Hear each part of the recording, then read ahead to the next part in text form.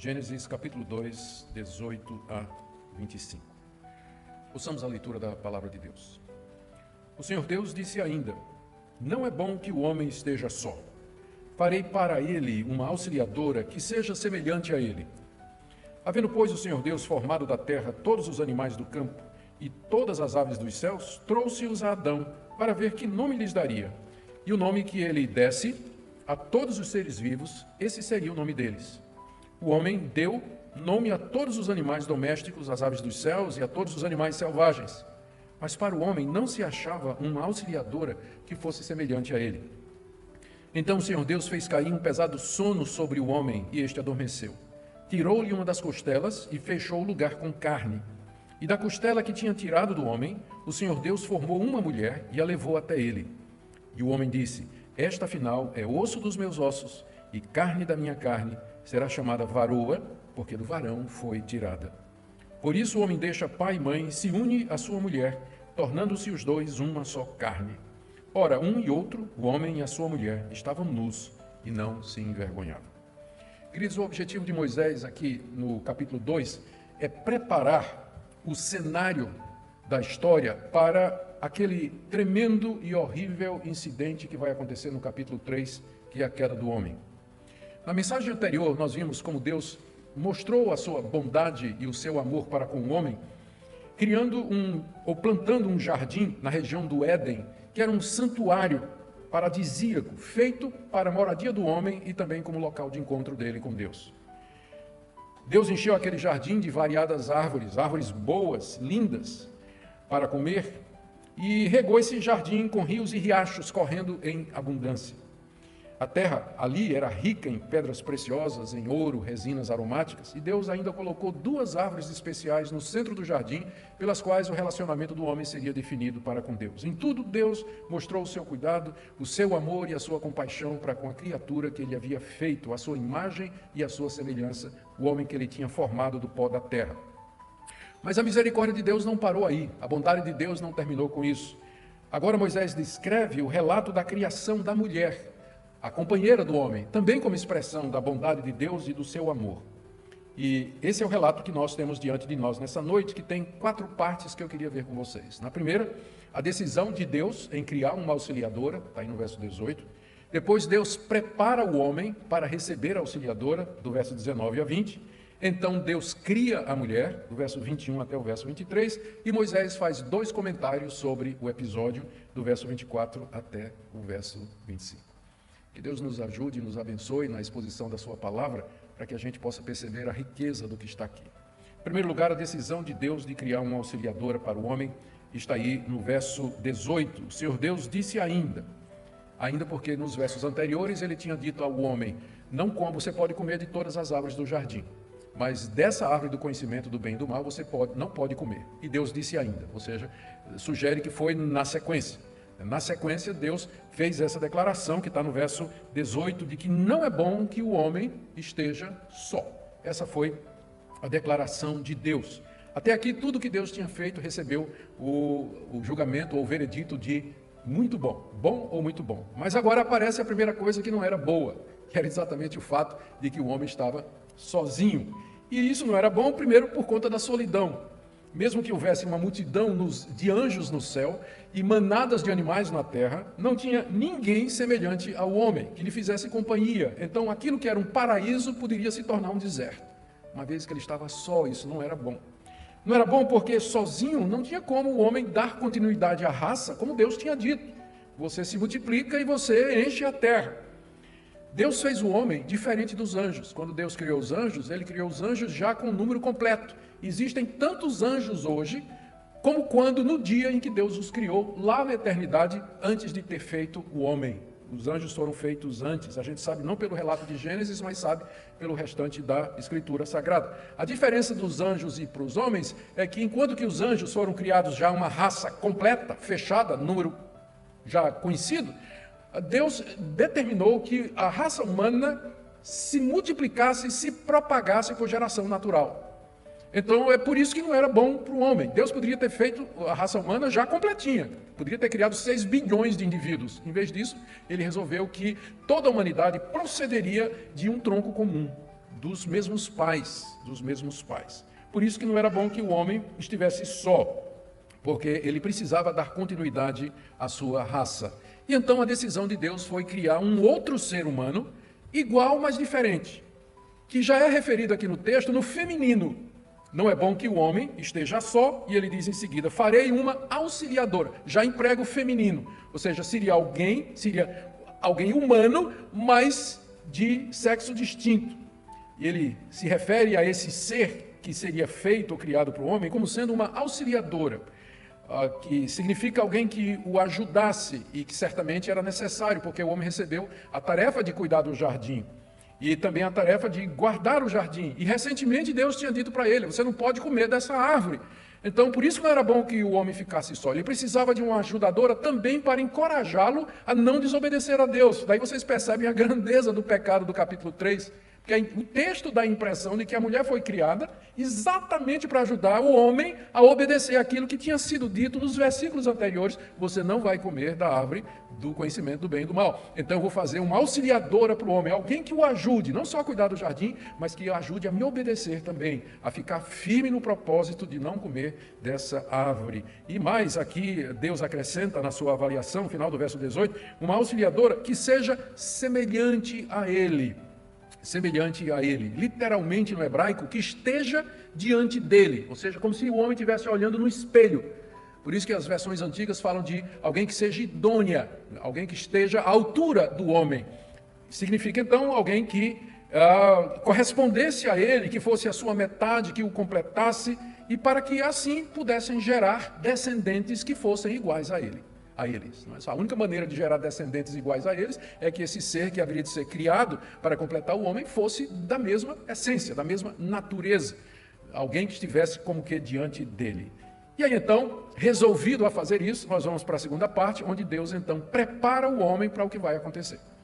Então o Senhor já havia tomado essa decisão, mas na sua misericórdia ele vai agora preparar o homem para essa decisão. Então não foi alguma coisa que ele jogou de goela abaixo no homem, eu vou fazer uma companheira para você. Não, ele vai mostrar ao homem que ele precisa de alguém semelhante a ele, e que seja companheira, auxiliadora naquilo tudo que Deus havia feito. E o Senhor faz isso de uma maneira muito curiosa. Ele primeiro traz todos os animais próximos para serem nomeados por Adão, verso 19.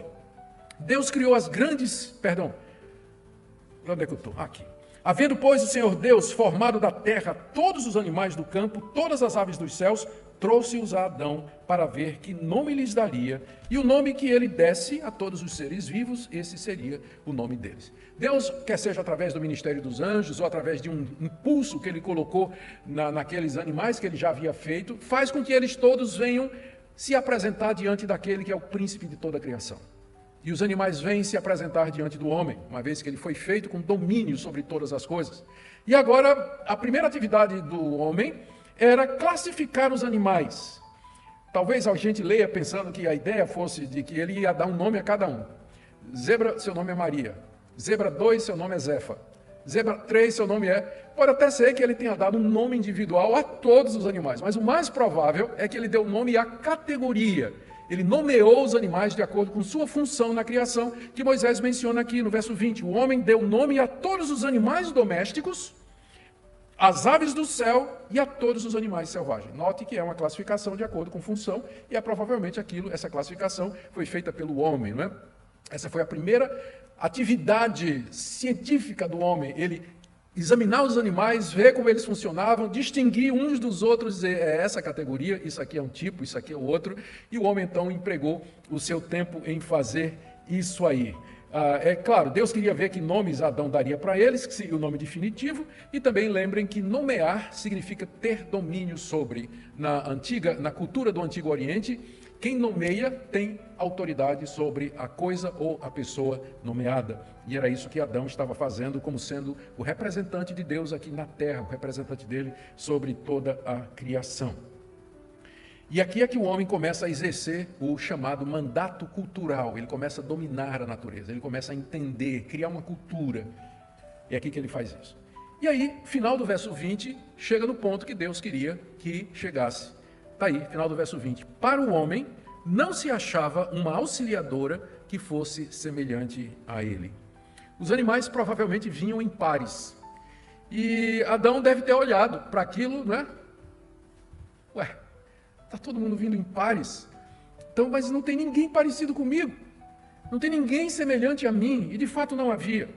Adão continuava sem ninguém que o completasse e sem ninguém que pudesse ajudá-lo. Era evidente que nenhum animal poderia fazer esse serviço, que nenhum animal poderia encher essa função, o que com certeza já é a primeira base que a gente encontra na Bíblia para aquelas leis que Moisés vai passar mais adiante, que proibiam que os seres humanos tivessem relações com os animais, chamado de bestialismo, que é prática, é uma distorção que é cometida até o dia de hoje.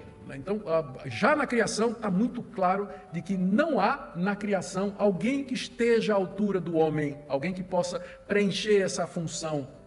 E então, por essa razão e por outras, Deus procede para o próximo passo e a terceira parte do nosso relato, 21 a 23, Deus cria a mulher.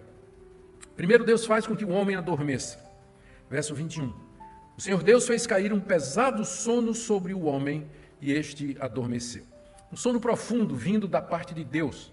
O motivo é, a gente só pode especular, que ele não queria que Adão sentisse nenhum desconforto, nenhuma dor, porque Deus ia fazer uma cirurgia nele, talvez aqui é o primeiro caso de anestesia conhecido da história, e também para deixar claro que ele não teve participação nenhuma na formação da mulher. Ele não participou absolutamente em nada, para que ficasse claro que ele não poderia dominar sobre ela, para que não pudesse pisoteá-la como se ela fosse criação dele. Adão nem estava dormindo quando Deus então procede em fazer o que Deus fez. E aí Deus então tira uma costela dele enquanto ele dorme. A palavra costela no hebraico também significa lado, né? Deus tirou do lado do homem a costela. E em seguida o texto nos diz aí que ele fechou a carne, fechou o lugar com carne. Fechou o lugar com carne. E aí, verso 22, Deus forma uma mulher da costela e traz até Adão. Da costela que havia tirado do homem, o Senhor Deus formou uma mulher e levou até ele. E aqui nesse processo em que Deus forma a mulher a partir de uma costela do homem, que a mulher recebe a imagem e semelhança de Deus. Ela recebe a imagem e semelhança de Deus aqui nesse processo. O homem recebe a imagem e semelhança de Deus quando Deus soprou na narina dele. Mas a mulher foi criada diferente. Ela foi feita a partir do homem, e é daí que ela recebe a imagem e semelhança de Deus, sendo, portanto, igual ao homem diante de Deus em honra, dignidade e valor. Alguém feita exatamente a imagem e semelhança de Deus, como o homem havia sido feito então. Tem tido muita especulação, não, mas essa ideia, essa cena de Deus fazendo o homem dormir, chegando lá cirurgicamente, né, metendo os dois dedos assim, abrindo e puxando uma costela, depois fechando com carne, pegando aquela costela, ele transforma numa mulher. Isso tem evocado a curiosidade de muita gente e às vezes até algumas explicações muito interessantes, ou algumas conclusões muito interessantes. Aqui eu queria ler uma delas, que é já bem conhecida de vocês, de um comentarista chamado Matthew Henry, que está aqui ecoando o grande Agostinho do século IV. A mulher não foi feita da cabeça do homem para dominá-lo, e nem dos seus pés para ser pisoteada por ele, mas do seu lado para ser igual a ele, debaixo do braço para ser protegida e perto de seu coração para ser amada. Talvez seja ler muito aqui na costela, não é? Talvez seja ler muito, mas não deixa de ser algo poético, né? E extremamente verdadeiro. A exclamação do homem, quando o homem acorda, a exclamação dele, a primeira reação do homem é na forma de um poema. No hebraico, não transparece na tradução no grego, mas no hebraico é um poema. Ele começa dizendo, e mais uma vez a nossa tradução não ajuda, diz aí o verso 23, e o homem disse, esta afinal. A tradução seria finalmente, finalmente, como está, por exemplo, na nova versão transformadora, ou então na nova tradução na linguagem de hoje, agora sim, ou então na NVI, esta sim. Então, quando o homem acorda e diz, sim, é isso, é exatamente isso que eu estava esperando. E aí ele faz um poema em hebraico. Essa é osso dos meus ossos, carne da minha carne, será chamada varoa, porque do varão foi tirado. Não é interessante que uma das primeiras atividades culturais do homem, depois de um exercício de taxonomia, é poesia? ele exclama, não é? Ele diz, ele cria uma poesia. A mulher deve ter sido tão bela, não é? Tão maravilhosa que ele, né, prorrompeu em poesia. Poesia. Louvando a Deus por isso. Pensa nisso quando a sua mulher disser para você assim: você não é romântico, né? Você queria mais romance, então lembra de Adão. Né? A poesia que saiu da boca dele quando ele viu aquela que Deus havia preparado para ele. O entendimento, essa poesia reflete o entendimento do homem sobre a mulher. E aí aqui entra uma disputa dos estudiosos, né? Como é que Adão sabia que ela é osso dos ossos e carne da carne se ele estava dormindo? Então, a resposta de alguns estudiosos é que, de fato, durante aquele sono, Deus lhe deu uma visão ou um sonho em que ele percebeu isso. Ou, o mais provável, é que Deus explicou para ele de onde ela tinha vindo, quando ele acordou, não é? Nós entendemos que a ideia do sono profundo é exatamente para que ele não visse, ele nem soubesse o mistério da criação, mas Deus, então, revelou para ele o que é que aconteceu. E a reação do homem é isso aí. E quando ele diz, essa é osso dos meus ossos e carne da minha carne, quer dizer, ela é da mesma substância, ela é feita do mesmo material. Ela é similar, ela é semelhante a mim. E o nome dela seria Ishá, varoa, do nome Ish, que é homem. Então, ela vai ser chamada Ishá porque ela foi tirada do Ish. Em português não tem como fazer esse jogo de palavras. Ela será chamada de Homea porque foi tirada do homem. Não faz sentido, né? Então vamos deixar no hebraico mesmo. Ela será chamada Ishá porque foi tirada do Ish. Então, Adão estava perfeitamente convencido de que a mulher, de fato, era igual a ele. Embora diferente, iguais, ambos eram humanos, mas um era macho e o outro era fêmea. Iguais, mas diferentes. Esse ponto é muito importante da gente preservar, como nós veremos mais adiante. Só lembrando aqui que a mulher recebeu uma glória especial. Ela foi a última a ser criada. E é claro, existem aquelas piadinhas, né, que as mulheres gostam de fazer do homem. Né? O homem foi um projeto que não deu certo, aí Deus fez a mulher e aperfeiçoou. Né? Mas, sem dúvida, não podemos deixar de ver aqui esse fato de que a mulher foi criada mais distante da terra. O homem foi feito lá do pó da terra, mas a mulher já foi feita num nível superior. Não é? Deus a reveste aqui de uma glória especial. Não é à toa que Paulo, lá em 1 Coríntios, se refere à mulher como sendo a glória do homem. A glória do homem.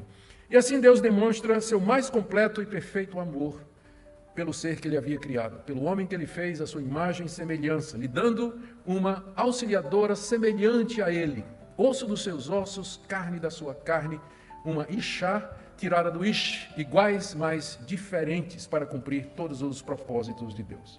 E agora nós terminamos a leitura do texto, terminamos o texto com 2 comentários de Moisés a respeito do que tinha acontecido. Vocês se lembram que Moisés está escrevendo o livro de Gênesis durante os 40 anos no deserto, próximo à entrada na terra prometida, nas planícies de Moabe, do outro lado do rio Jordão, em frente da cidade de Jericó. Os israelitas preparando-se para entrar. E é como se no meio da narrativa, de repente, Moisés para e se vira para os israelitas e diz: é por isso, como eu tenho dito a vocês, é por isso que o homem deixa pai e mãe e se une à sua mulher, e serão os dois uma só carne. Aqui é um comentário de Moisés sobre isso, dirigido para a sua audiência, para os israelitas, dando a razão ou a base, ou a justificação para o casamento a partir da criação da mulher. São 3 pontos aqui que estão contidos na declaração de Moisés. Não é? O primeiro deles é que a criação da mulher o casamento vai implicar em uma mudança de prioridade na vida do homem. O homem deixa seu pai e sua mãe e se une à sua mulher. Aqui há uma mudança de prioridade. Antes de casar, a prioridade do homem é seus pais. Ele mora no mesmo lugar, mora na mesma família, é a primeira lealdade, é a primeira devoção. Mas na hora que ele casa, a lealdade e a prioridade é para a sua esposa. Isso não quer dizer que o homem que casa, ou a mulher que casa, estão desobrigados de cuidar dos seus pais, especialmente se forem idosos e precisarem de atenção. É claro que não, mas a prioridade do homem é cuidar da sua nova família, ainda que ele tenha proximidade ou apego aos seus pais. A falta de observação disso tem trazido muita complicação. E algumas mulheres, que têm filhas, elas não entendem isso direito. Daí surge o mito da sogra malvada, né? Porque sogras malvadas são aquelas mulheres que não entendem isso aqui. Que elas não têm mais que se meter na vida da filha depois que a filha casou, a não ser que peça. A não ser que a filha peça a opinião, ou que o filho peça a opinião. Aí sim, mas o Moisés está dizendo aqui esse primeiro ponto, né, que o casamento implica numa mudança de prioridade. O homem deixa seu pai e sua mãe e ele se une à sua mulher. E aqui é o segundo ponto, essa palavra unir significa uma união muito íntima, entretecido, como se estivesse debaixo do mesmo jugo. E aí é daqui que sai o conceito de que o casamento é um pacto, é uma aliança celebrada entre um homem e uma mulher por causa dessa palavra, se une. É mais do que simplesmente estar perto, mas é quase que uma fusão de vidas, de destinos, de história ali. E terceiro, implica numa relação de profunda intimidade e harmonia que deve durar para toda a vida. Moisés diz aqui, serão os dois uma só carne. Uma só carne. A mulher foi tirada da carne do homem, mas quando se casam, eles se juntam de novo, se tornam uma só carne. Então essa é a explicação que Moisés está dando para os israelitas com base no relato da criação da mulher. Por isso que eu venho dizendo para vocês, que no casamento você tem que deixar seu pai e sua mãe e se unir à sua mulher é sua prioridade. Por isso que eu estou dizendo que o casamento é um pacto, é uma aliança. Você vai se unir a essa mulher e isso deve ser por toda a sua vida. Vocês vão se tornar uma só carne. Isso fala de intimidade, de harmonia, de companheirismo.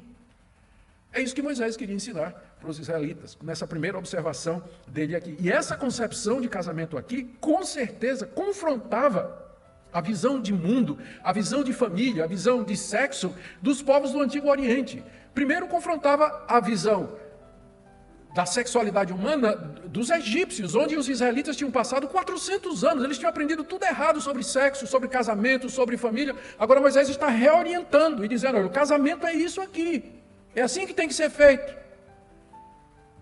E a mesma coisa, ia acontecer, a mesma visão de mundo estava ali, na terra de Canaã, onde eles iam entrar em poucos anos. As 7 nações cananeias que habitavam lá, elas vinham com muita tranquilidade, prostituição, poligamia, adultério, relações homossexuais, bestialismo e outras práticas depravadas da época.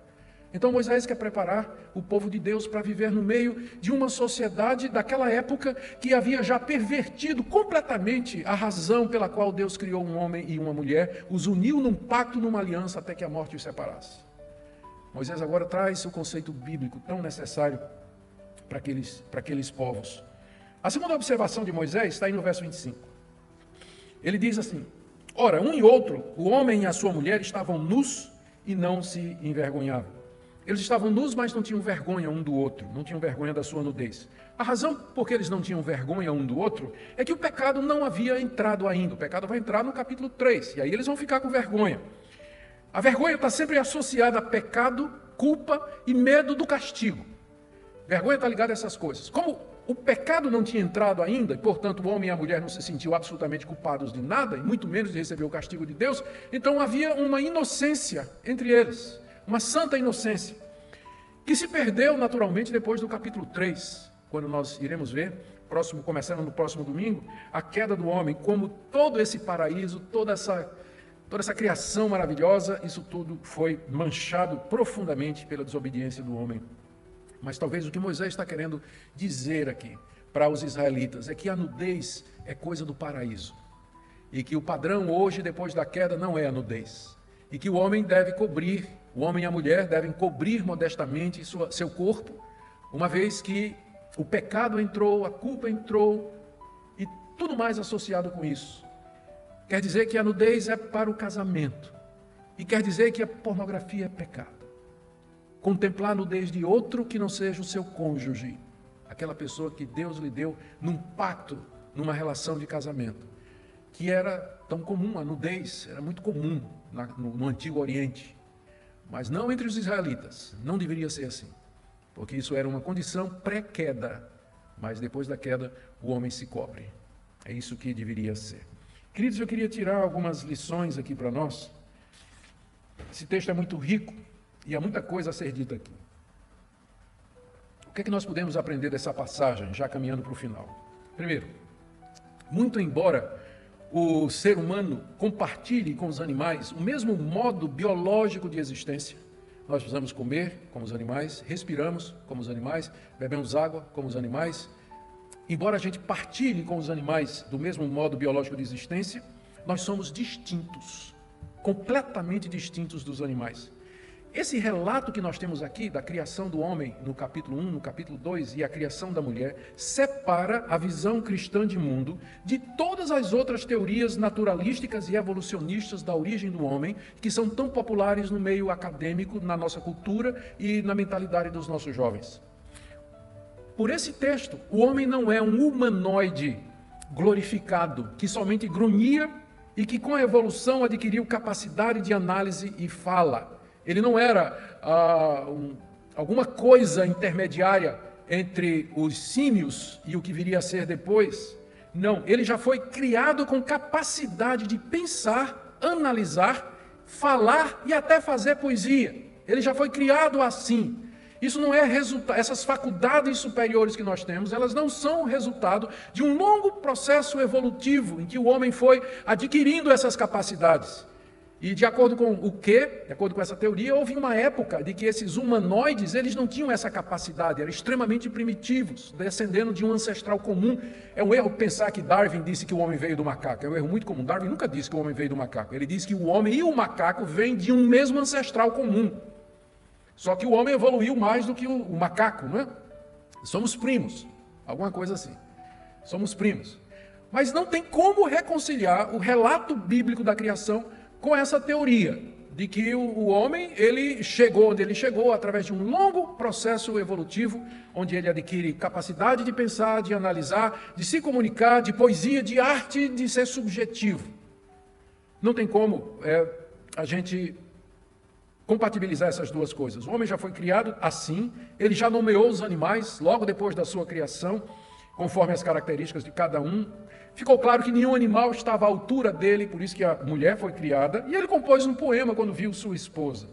Eu quero dizer ainda que essa é a base que os cristãos têm para falar a respeito dos direitos civis fundamentais. Entre eles, o direito de expressão, direito de crença e direito de religião. Existem alguns direitos que são inalienáveis aos seres humanos, dos quais os animais não partilham. Mas se você tira essa distinção entre o ser humano e os animais, que direito então nós temos de falar de liberdades civis fundamentais?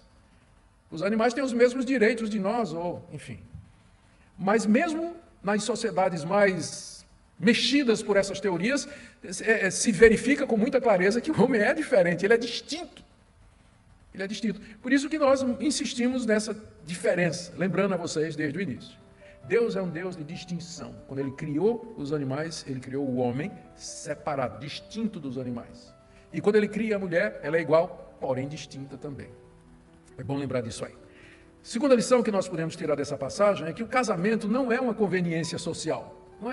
Não é uma questão cultural, como alguns dizem, mas é uma instituição divina baseada na criação do homem e da mulher. O casamento foi instituído por Deus, portanto, já na criação, mesmo antes da religião. Religião vem depois, a religião só existe depois da queda. Até aqui não tinha religião, entendida como religação com Deus, porque Adão não estava separado de Deus. Só depois da queda é que Adão precisa voltar para Deus, e aí entra a religião. Mas o casamento é mais antigo do que a religião. É mais antigo do que a religião. Por isso que a gente sempre disse, não acabe o seu casamento por conta de religião. Ah, pastor, mas eu casei com um descrente, não devia. Mas acabou casando, mas eu não aguento mais, eu vou me separar dele porque eu sou crente e ele não é. Não é razão. A instituição do casamento antecede religião. E, portanto, você não pode acabar o casamento em nome da religião. Não pode. Existem outros motivos que a Bíblia, infelizmente, por conta da dureza do coração, a Bíblia vai falar mais adiante. Mas, com certeza, não pode ser usado essa motivação.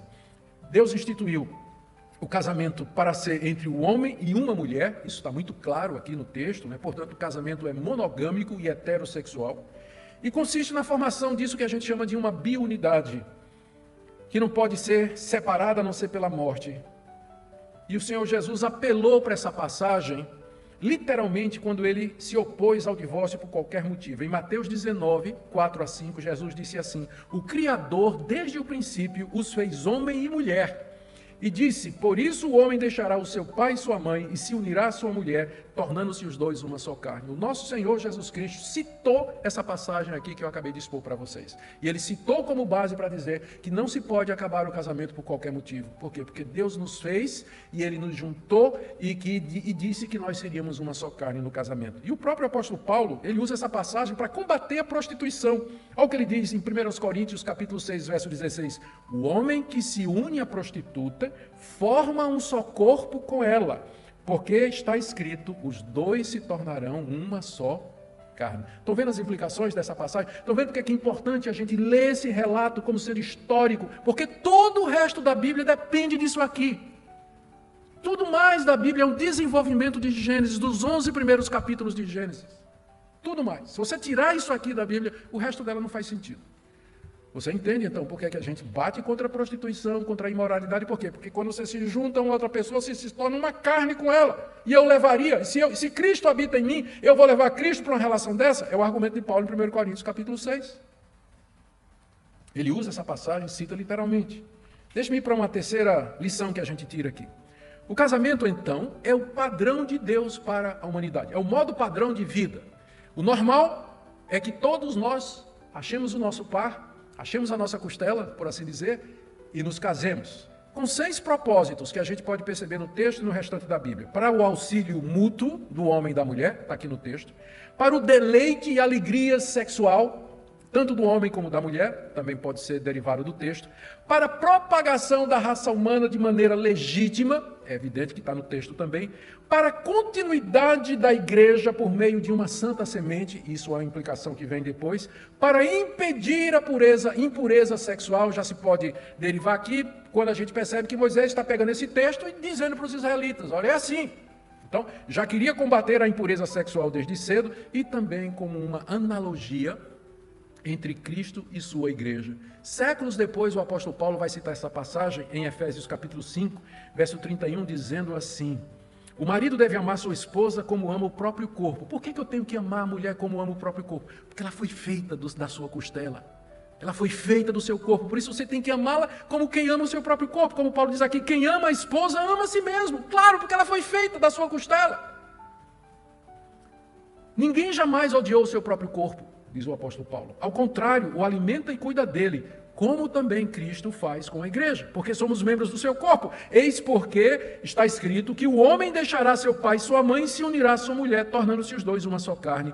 Grande é esse mistério, diz o apóstolo Paulo, mas eu me refiro a Cristo e sua igreja. Percebe? Paulo ele lê esse texto aqui, historicamente, literalmente diz que isso aqui é uma analogia da relação entre Cristo e sua igreja. Da mesma forma que nós amamos a esposa porque ela é o meu corpo, também Cristo ama a sua igreja porque ela é o seu corpo. E esse é um grande mistério. Esse é um grande mistério. É por esses motivos que nós temos que honrar e proteger o casamento. Ele não é uma instituição humana. Ele não é uma conveniência ou uma convenção cultural, mas é alguma coisa que procede da vontade do próprio Deus. E aqui eu preciso fazer uma ressalva para não deixar alguns irmãos tristes. É preciso esclarecer que a Bíblia também vê, muito embora o padrão bíblico é o casamento, a própria Bíblia vê o celibato como uma maneira de viver que igualmente glorifica a Deus. Particularmente o apóstolo Paulo, em 1 Coríntios capítulo 7, ele vai falar de que algumas pessoas, elas não receberam nem a oportunidade, nem a vocação de casar, mas a vocação de ficar solteira. Então, se você não conseguiu casar, ou não tem vontade de casar, ou não se acha apto para o casamento, não é pecado ficar só. Você não ficar sem casar. Isso não quer dizer que você vai estar numa situação inferior. Há exceções. Há exceções, como o próprio apóstolo Paulo nos mostra. O próprio Senhor Jesus, ele nunca casou. O apóstolo Paulo, ele não tinha esposa. E muitos outros homens e mulheres que Deus usou através da história da igreja, eles também não eram casados. Então, embora esse seja o padrão, a norma, existem exceções, e eu gostaria que os pais compreendessem isso, e que a igreja compreendesse isso, e que a gente não ficasse fazendo pressão em cima dos jovens. Quando o tempo vai passando, eles vão ficando mais velhos, e a gente começa a fazer pressão para que arrume a namorada, arrume o namorado, quando é que vai casar e tudo mais. Contemple a possibilidade de que nem todos irão casar. E que no celibato puro, não é só ficar solteiro, é solteiro e puro, não é? E puro.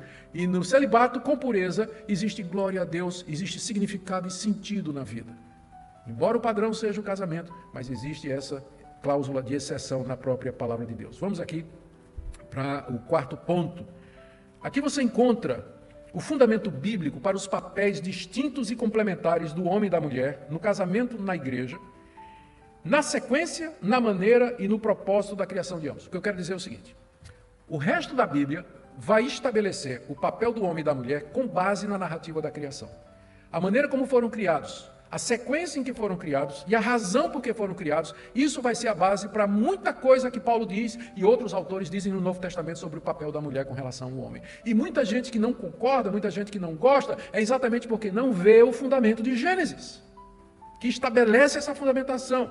Por exemplo, Paulo cita literalmente essa passagem para dizer que a mulher, ela está debaixo de autoridade, e que ela, está falando da mulher crente na igreja, ela está debaixo de autoridade, e que, portanto, ela não pode exercer essa autoridade na igreja. Qual é o argumento de Paulo? 1 Coríntios, capítulo 11, verso 8 e 9. O homem não foi feito da mulher, mas a mulher foi feita do homem. O homem não foi criado por causa da mulher, e sim a mulher por causa do homem. Por isso, Paulo percebe na sequência da criação e na razão pela qual a mulher foi criada, a base para o estabelecimento de diferentes funções. Ao homem é dado a liderança e a mulher ser a sua auxiliadora. Para nós não é uma questão de cultura, não é questão dos tempos e dos modos, é por isso que a gente continua insistindo isso, embora lá no mundo e para o mundo a gente pode parecer retrógrado, fundamentalista, atrasado, obscurantista, tapado, e os adjetivos são muitos aí. Mas por que isso? Porque o nosso referencial é a palavra de Deus, a gente não anda pela cultura. A cultura muda em todo lugar e em todas as épocas. A igreja não pode se guiar pela cultura, ela se guia pela palavra de Deus. E é aqui que a gente encontra o fundamento para dizer que nós não cremos na ordenação de mulheres para o sagrado ministério. Nós não cremos que mulheres podem exercer autoridade eclesiástica na igreja e nem podem exercer autoridade sobre o seu marido também. É alguma coisa que a gente inventou? É machismo? É coisa da cultura? É patriarcalismo? Não, é Bíblia. É Bíblia.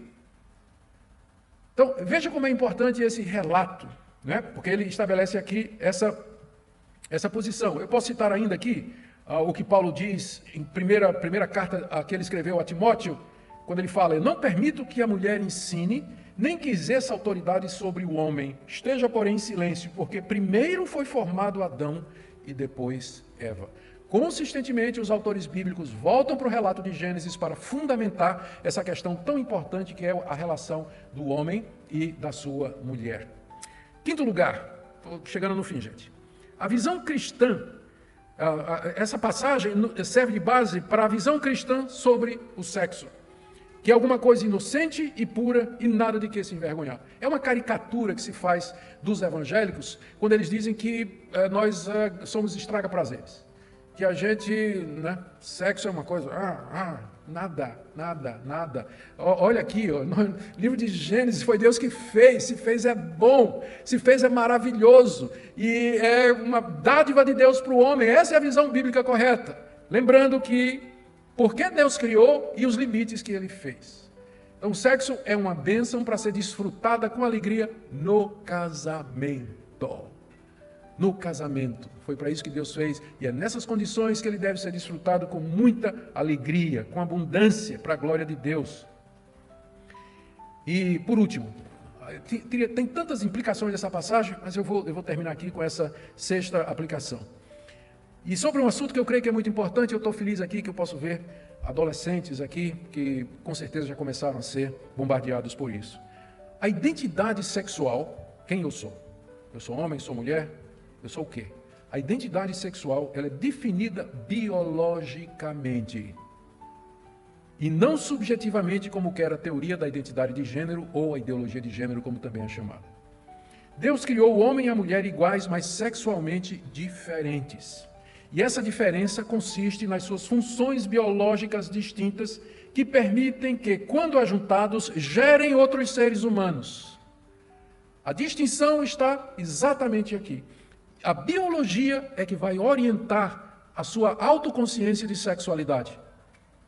O autoentendimento sexual, ele está inseparavelmente ligado ao que nós somos biologicamente, macho e fêmea, homem e mulher. Concepções como eu sou uma mulher presa num corpo de homem, isso é uma distorção, uma violação, uma rejeição do relato bíblico e adoção de uma visão evolucionista e naturalista sobre os seres humanos. Na perspectiva cristã, corpo e alma estão ligados. Deus, quando criou o homem, soprou nele a vida. Estão ligados. E, portanto, aquilo que o meu corpo é aquilo que meu espírito é. Se você separa o corpo do espírito, então você pode dizer é o espírito que vai definir o que eu sou. Eu quero ser mulher, quero ser homem, não importa o que o meu corpo seja. Então é essa separação, né, separando aquilo que Deus uniu, que dá base para as pessoas dizerem: eu biologicamente sou uma mulher, mas a minha identidade é de homem. É exatamente porque separaram isso aqui. Aquilo que Deus uniu, aquilo que Deus nos fez. Eu não nego que há pessoas que sentem desejo e atração por pessoas do mesmo sexo. E que a solução não é, então, você ajustar a sua identidade ao seu desejo, mas você ajustar o seu desejo àquilo que o seu corpo diz que você é. Você tem que ajustar o seu pensamento, a sua concepção, àquilo que você é por nascimento, porque é isso que vai determinar, é isso que determina. Em vez, então, de procurar justificações para mutilar o seu corpo, fazer operações no seu corpo, alterar o seu corpo, ame o seu corpo que Deus lhe deu. Ame o corpo que Deus lhe deu. E seja aquilo que Ele lhe fez no nascimento e aquilo que você é determinado biologicamente. Percebe como esse texto de Gênesis ele tem implicações para tantas questões modernas. Se você o lê como palavra de Deus e como histórico, está relatando história, o que é que aconteceu de fato? Há mistérios aqui, há coisas profundas aqui. O próprio apóstolo Paulo disse: grande esse mistério, né? Se Paulo disse isso, imagina, a gente não consegue desvendar tudo que está aqui, mas o que está claro e que está simples é suficiente para que a gente tome uma posição, para que a gente perceba que não tem como conciliar a compreensão do livro de Gênesis a partir de uma leitura histórico-gramatical com as tentativas, as teorias evolucionárias, evolucionistas, humanistas a respeito do homem e da sua origem. Porque vai dar essa confusão toda que está aí. Por que tem essa confusão toda aí? Exatamente porque não tem parâmetro, porque abandonaram o referencial. Fiquemos firmes, portanto, meus irmãos, nessa que é a revelação da palavra de Deus por nós. Amém? Vamos ficar em pé e vamos orar, terminando.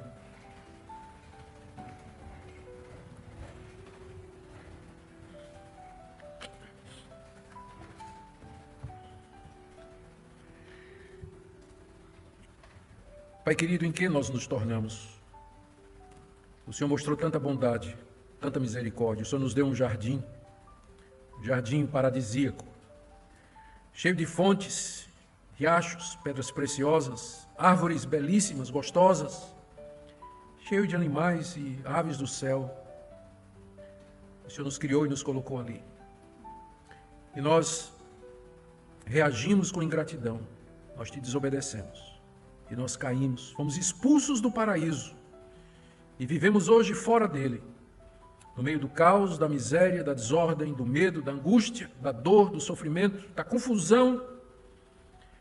Por isso nós te agradecemos que tu mandaste Jesus Cristo, teu Filho, a luz que veio ao mundo para iluminar a cada pessoa, nos trazendo a verdade, nos levando de volta a ti, mostrando o caminho de volta para o paraíso, na eternidade que o Senhor preparou para nós. Ajuda, Senhor, aqueles que estão aqui nessa noite e que estão me escutando através da transmissão. E que essa palavra seja usada por Ti, na conversão, para arrependimento, mudança de vida. Abençoa também os nossos jovens, nossas crianças, adolescentes, para que não caiam vítimas, ó Deus, dessas visões mundanas que são rebelião contra Ti, mas que possam aprender a amar o seu corpo, ser grato pelo corpo, pelo sexo que o Senhor deu, e desenvolver com alegria, com humildade e submissão à Tua palavra. Oramos pelos casais da igreja, para que entendam a santidade do casamento, a sua inviolabilidade. E como o Senhor deseja que eles permaneçam unidos até que a morte os separe. Oramos por aqueles que estão passando por dificuldades nessa área, pelos jovens que na universidade sofrem ataques dos ateus, evolucionistas. Pedimos que o Senhor os ajude a se firmar na verdade. Dá-nos um restante do dia do Senhor, abençoado na Tua presença. Leva-nos em paz para os nossos lares.